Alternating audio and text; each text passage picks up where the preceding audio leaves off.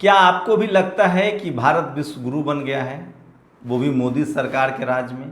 और अगर भारत विश्व गुरु बन गया है, हमारे विदेश में जाते हैं प्रधानमंत्री और वहाँ जो एनआरआई भारतीय हैं जिसमें ज़्यादातर जनरल कैटेगरी के लोग हैं, वो जिस तरह से मोदी मोदी विश्व गुरु करते हैं, तो सवाल है कि इसरो के 100 से ज़्यादा वैज्ञानिक ने देश क्यों छोड़ दिया, इसरो की नौकरी क्यों छोड़ दी? और वो जो विश्व गुरु का नारा देते हैं दुनिया भर में, वो भारत क्यों नहीं आते हैं? ऑस्ट्रेलिया से, न्यूजीलैंड से हमने देखा, भारत में जहाँ भी नरेंद्र मोदी जाते हैं वहाँ भारतीय मूल के लोग विश्व गुरु का नारा देते हैं। उसमें ज़्यादातर आरएसएस के लोग हैं। तो सवाल है कि वो भारत क्यों नहीं लौट आते हैं? और सवाल है कि इसरो के 100 से ज़्यादा वैज्ञानिक ने इस्तीफा क्यों दिया अगर हम विश्व गुरु हैं तो? जबकि ठीक इसके उलट दुनिया भर के जो चीनी बिजनेसमैन हैं और वैज्ञानिक हैं वो चीन लौट रहे हैं। और क्या मजबूरी है कि भारत के तमाम धन्ना सेठ विदेश की नागरिकता ले रहे हैं, भारत के तमाम कॉरपोरेट विदेश में इन्वेस्टमेंट कर रहे हैं, भारत के तमाम वैज्ञानिक विदेश जा रहे हैं, जब भारत अब तो कोई दलित पिछड़ा मुख्यमंत्री प्रधानमंत्री नहीं है, सरकार आरएसएस की है। आरएसएस जो है वो ब्राह्मण समाज का संगठन है। आरएसएस इस देश के राज्यों पर कब्जा कर गया है, उसकी सरकारें हैं दर्जनों राज्यों में। देश पर बीजेपी का कब्जा है, वो विश्व गुरु कह रहे हैं। तो सवाल है कि ऐसे में इसरो के 100 वैज्ञानिक के छोड़े जाने का क्या है मतलब? क्या हम सचमुच विश्व गुरु बन गए हैं? और टीवी अखबार जो आरएसएस की जाती है, वो टीवी अखबार की जाती है, वो आपको गुमराह तो नहीं कर रहा है? क्या इस देश का टीवी अखबार आपको गुमराह तो नहीं कर रहा है? देश को कमज़ोर तो नहीं किया जा चुका है? आखिर इसरो के 100 वैज्ञानिक क्यों चले गए? इससे बड़ा सबूत क्या हो सकता है? सवाल है कि इस देश में सरकारी 1 लाख स्कूल क्यों बंद हो गए? और सवाल है कि इस देश में कॉलेज यूनिवर्सिटी कितने बने हैं, मेडिकल साइंस के कॉलेजेस कितने बने हैं? ये बड़ा सवाल है। तो क्या देश को सिर्फ हिंदू मुस्लिम में फंसाया जा रहा है? क्या देश को धार्मिक उन्माद में धकेलकर सत्ता चलाया जा रहा है और देश कमज़ोर हो रहा है? क्या देश में जातिवाद जो है वो फिर से सर उठाने लगा है और जातिवाद की खाई और गहरी हुई है? सोचिए। सवाल है कि जो सरकार एक पेपर ठीक से नहीं करवा सकती है, पेपर लीक हो जा रहा है। सवाल है कि जिस सरकार में पेपर लीक हो जा रहा है, और 1-2 नहीं, नीट के पेपर लीक, मतलब मेडिकल कॉलेज के एंट्रेंस का पेपर लीक हो जाए, जिस देश में सीबीएसई जो सबसे बड़ा एग्जाम है 10+2 का, वो खराब हो जाए, उस देश को आप विश्व गुरु कैसे मानेंगे?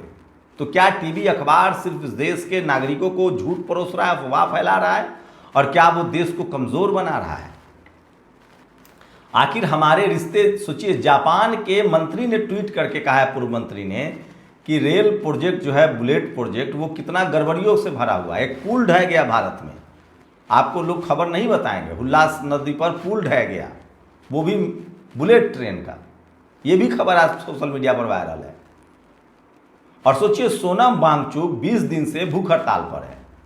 क्या वो इस देश के नागरिक नहीं है? क्या सरकार को बात नहीं करनी चाहिए? क्या लोकतंत्र नहीं है यहाँ? खैर, 20 तारीख को सोनम वांगचुक के नेतृत्व में संसद का घेराव है, मार्च है, और उम्मीद है कि सारे दल इसमें शामिल होंगे, क्योंकि आज कांग्रेस के राज्यसभा सांसद और प्रवक्ता पवन खेरा भी वहां पहुंचे। इसका मतलब है कि लगभग विपक्ष ने इसको एकजुट कर दिया है। वहीं सरकार जो है वो सिर्फ और सिर्फ अपनी जान बचाने में लगी हुई है। तो इस वीडियो को अंत तक देखिए, वो तमाम खबरें जो आपसे टीवी अखबार छुपाता है और नेशनल दस्तक बताता है, जो इस देश के लिए जरूरी है, इस देश के नागरिकों के लिए जरूरी है। इसरो, सोचिए, भारत का research centre, satellite research centre, जहां मंगलयान, चंद्रयान, जहां प्रधानमंत्री जाके क्रेडिट लेते थे, याद है? जब वैज्ञानिकों की मेहनत का क्रेडिट लेना होता था तो प्रधानमंत्री जाते थे चंद्रयान के प्रक्षेपण पर। अब उस इसरो से 100 वैज्ञानिक ने इस्तीफा दे दिया है पिछले 6 महीने में, और वो विदेश जा रहे हैं। सवाल है कि जब भारत विश्व गुरु बन रहा है, क्या उनकी सैलरी नहीं बढ़ाई जा सकती है? क्या उनको देश में रोका नहीं जा सकता है? आखिर देश की स्थिति क्यों खराब हो रही है? पॉल्यूशन बढ़ रहा है, नदियां साफ नहीं हुई, 10-12 साल हो गए हैं। 12 साल में क्या ऐसा हो गया जिससे हम विश्व गुरु माने? सिर्फ दुनिया भर के देशों में एनआरआई भारतीयों को, जिसमें जनरल कैटेगरी के लोग हैं, आरएसएस के लोग हैं, उनको जमा करके नारे लगवाना। और सवाल है कि जो भारत के 3 करोड़ लोग दुनिया भर में रहते हैं, अगर भारत विश्व गुरु हो गया तो वहां से आ जाए। चीन में लगातार दुनिया भर के वैज्ञानिक और बिजनेसमैन जो चीनी दुनिया भर में फैले हुए हैं वो चीन लौट रहे हैं। तो हमारे वैज्ञानिकों का क्यों नहीं भारत बुलाया जा सकता है? सत्या नडेला, इंदिरा नूई, सुंदर पिचाई, ये सब क्यों नहीं आ जाते हैं? अब तो कोई मायावती जी की सरकार नहीं है कि आरक्षण को दोष देंगे, अखिलेश यादव की सरकार नहीं है कि आरक्षण को दोष देंगे। अब तो आरएसएस की खालिद सरकार है, बीजेपी आरएसएस की सरकार है, जनरल कैटेगरी की सरकार है। नहीं भरोसा है तो टीवी अखबार देख लीजिए। सोचिए, इस देश में जातिवाद जो है वो शबाब पर है। वैज्ञानिक देश छोड़कर कहा जा रहा है कि विश्व गुरु हैं। आरएसएस तो ब्राह्मण समाज का संगठन है, उसके सारे प्रमुख ब्राह्मण समाज के लोग होते रहे हैं, एक ठाकुर समाज के लोग हुए हैं। आरएसएस को आरक्षण से प्रॉब्लम है, मोहन भागवत ने खुद बयान दिया था, उसके बाद बिहार चुनाव हार गए थे। तो सोचिए किस तरह से देश को कहां 100 साल पीछे पहुंचा दिया गया है। इसीलिए शायद मनमोहन सिंह ने कहा था कि बीजेपी और प्रधानमंत्री नरेंद्र मोदी का प्रधानमंत्री बनना इस देश के लिए डिजास्टर होगा। सोचिए, इसरो के 100 वैज्ञानिक चले गए, क्या कहेंगे आप? इस देश का एक वैज्ञानिक टेम्परामेंट का आदमी पिछले 20 दिनों से धरने पर, भूख हड़ताल पर बैठा हुआ है। उसको राइट विंग के लोग सोशल मीडिया पर गालियां दे रहे हैं, बीजेपी के नेता गालियां दे रहे हैं। आप कल्पना कर सकते हैं, इस देश में लोकतंत्र था, लोकलाज से लोकतंत्र चलता है, ये डेमोक्रेसी है। आप कम से कम सर बात तो करेंगे, भूख हड़ताल तो खत्म करवाएंगे, या आप जान जाने की इंतजार कर रहे हैं? इससे पहले भी एक पर्यावरणविद का भूख हड़ताल से 110 दिनों के बाद एम्स में उनका निधन हो गया था। तो कपिल सिब्बल ने कहा है कि जिस सरकार आपकी सुनती ही नहीं उसके लिए जान देने का कोई मतलब नहीं है। लेकिन धीरे धीरे ही सही बीजेपी के खिलाफ गुस्सा तो बढ़ रहा है। बहुत सारे बीजेपी समर्थक भी इसमें आ रहे हैं, विपक्षी दलों को फिर से एक बार एकजुट कर दिया है। सोनम वांगचुक ने, अब कांग्रेस भी वहां आई है, समाजवादी पार्टी भी आई है, आम आदमी पार्टी भी आई है, और 20 तारीख को बड़ा मार्च है सोनम वांगचुक का। तो 2 बड़ी खबरें हैं। सोचिए, इसरो से 100 वैज्ञानिक एग्जिट कर रहे हैं। प्रधानमंत्री जिस इसरो में जाते थे और क्रेडिट लेते थे चंद्रयान का, 16-16 घंटा का कवरेज चलता था, वहां 100 वैज्ञानिक निकल गए। कोई टीवी अखबार खबर नहीं दिखा रहा है, कोई इस पर बहस नहीं होगी।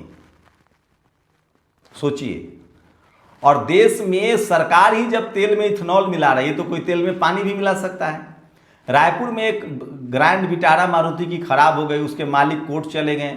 कोर्ट ने कहा कि भाई तेल में गड़बड़ी की वजह से इंजन खराब हुआ है, आप इनको हर्जाना दीजिए, नई गाड़ी दीजिए। अब कह रहा, मारुति कह रही कि नहीं, इथेनॉल से नहीं खराब हुआ है, पानी से खराब। तो क्या देश में तेल में पेट्रोल के बदले पानी मिलाया जा रहा है? पहले जब मिलावट वाला पेट्रोल मिलता था तो कार्रवाई होती थी। अब तो सरकार ही मिलावट वाला तेल बेच रही इथेनॉल के नाम पर, और अगर आप इथेनॉल वाला तेल नहीं लेते हैं तो आपको 170 रुपये लीटर वाला तेल लेना पड़ेगा पेट्रोल। उसमें कौन गारंटी देगा कि तेल में मिलावट नहीं? तो सोचिए किस तरह की सरकार चल रही है। और विश्व गुरु हैं। मंदिरों में, दर्जन भर मंदिरों में चोरी की खबरें आ रही हैं, राम मंदिर से लेकर बद्रीनाथ में चोरी की खबर आ रही है। इसरो के वैज्ञानिक देश छोड़कर जा रहे हैं, इस्तीफा दे रहे हैं 100 से ज़्यादा। सरकारी स्कूलें बंद हो रही हैं। देश में जातिवाद और सांप्रदायिकता शबाब पर है। कॉलेज यूनिवर्सिटी पर बुलडोजर चल रहे हैं। नौकरियां हैं नहीं। पेट्रोल में मिलावट किया जा रहा है, इथेनॉल मिलाया जा रहा है, पानी मिलाकर बेचा जा रहा है। ये वो तमाम सवाल है जिस पर टीवी अखबार में बहस नहीं चले। लेकिन सवाल है कि खबरें छुपाने से हालात नहीं बदल जाएंगे। मैं फिर कह रहा हूँ, टीवी अखबार में, इस देश के टीवी अखबार को आरएसएस चलाता है। जो आरएसएस की जाती है वही टीवी अखबार की जाती है। इस देश में हाईकोर्ट, सुप्रीम कोर्ट में दलित पिछड़ा जज बन सकते हैं, लेकिन मीडिया में, टीवी अखबार में एक भी दलित पिछड़ा आपको संपादक नहीं मिलेगा। तो मैं फिर कह रहा हूँ, ये वो तमाम बड़ी खबरें हैं जो आपको नहीं बताई जा रहा। सोचिए, प्रधानमंत्री के दोस्त हैं डोनाल्ड ट्रंप। डोनाल्ड ट्रंप कह रहा है कि हमारे ईवीएम को हैक कर दिया गया, ईरान, रूस और चीन ने हैक कर लिया और हमको चुनाव में अगली बार हरा दिया जाएगा। अब सोचिए वहाँ मतलब ये वहाँ तो सुने कि पोस्टल बैलेट पेपर से चुनाव होता है, ईवीएम से तो चुनाव होता नहीं है। तो अमेरिका कह रहा है कि ईवीएम में फर्जीवाड़ा है, भारत का ईवीएम जो है वो बुलेट प्रूफ है। धीरे धीरे ही सही सारे पर्दे हटेंगे। मैं फिर कह रहा हूँ, कोई भी देश तब मुल्क बेहतर मुल्क बनेगा जब वहाँ एजुकेशन पढ़ाई लिखाई होगी। जितना धर्म की राजनीति होगी, जितना अंधविश्वास और कर्मकांड फैलाया जाएगा, जितना गरीब लोगों को उसकी ज़िंदगी बेहतर बनाने के बदले उनको अंधविश्वास और कर्मकांड में धकेला जाएगा, देश की मुश्किलें उतनी बढ़ेंगी। क्योंकि अब ज़माना विज्ञान का है, एआई का है। पढ़ा लिखा देश ही आगे तरक्की करेगा। लेकिन गुजरात मॉडल देखिए, गुजरात में 45% से लेकर 60% बच्चे 10+2 में ही ड्रॉप आउट हो जाते हैं। 1 लाख से ज़्यादा स्कूल बंद हो रहे हैं। ये तमाम सवाल हैं जो आपको टीवी अखबार नहीं दिखाएगा। टीवी अखबार आपको सिर्फ 2 ही खबरें दिखाएगा। मास्टर स्ट्रोक, किस दल का नेता बीजेपी से गठबंधन निकल के बाहर बीजेपी में आ गया और कौन सा नया दल बीजेपी के साथ जा रहा है। तो जिस बिजनेसमैन के यहाँ इनकम टैक्स ईडी पहुंचा, समझो वो एक बिजनेसमैन उसको खरीद लेगा, और जिस पार्टी के रेड नेता पर इनकम टैक्स ईडी पहुंचा, समझो वो बीजेपी में चला जाएगा। तो सवाल है कि जब भ्रष्टाचार से बचने का तरीका ही बीजेपी हो गया तो सारे भ्रष्टाचारी बीजेपी में चले गए। ये पहली सरकार है जिसमें सरकारी कर्मचारी सरकार के लोग भ्रष्टाचार नहीं कर रहे हैं, विपक्षी भ्रष्टाचार करे, तो सरकार आप क्यों चला रहे हैं। अब तक जो मतलब यहाँ है कि जो सत्ता में है वही भ्रष्टाचार कर सकता है ना, विपक्ष कैसे भ्रष्टाचार कर लेगा। सोचने वाली बात है। तो मैं फिर कह रहा हूं कि इसरो में क्या विश्वगुरु है इसलिए इसरो के वैज्ञानिक इस्तीफा दे रहे हैं? क्या हम विश्वगुरु हैं इसलिए जापान हम पर कमेंट कर रहा है कि हम अच्छे से काम नहीं कर रहे हैं? जापान पर ईडी इनकम टैक्स की रेड होगी कि नहीं? क्या हम विश्वगुरु हैं इसलिए एक भी परीक्षा ढंग से नहीं करवा पा रहे हैं? लेकिन टीवी अखबार ये सवाल नहीं पूछेगा, क्योंकि आरएसएस की सरकार है और आरएसएस की मीडिया है। इन दोनों का ये देश जातिवाद का गढ़ है, जाति प्रधान देश है। सोचिएगा जरूर। शुक्रिया। नेशनल दस्तक की आपसे गुजारिश है कि अगर इसको बचाना चाहते हैं तो नेशनल दस्तक को सब्सक्राइब करने के लिए रेड कलर के सब्सक्राइब बटन को दबाएं, फिर बेल आइकन की घंटी दबाएं। नेशनल दस्तक को बचाने के लिए बहुत ज़रूरी है कि हर खबर को शेयर करें, लाइक करें, कमेंट जरूर करें।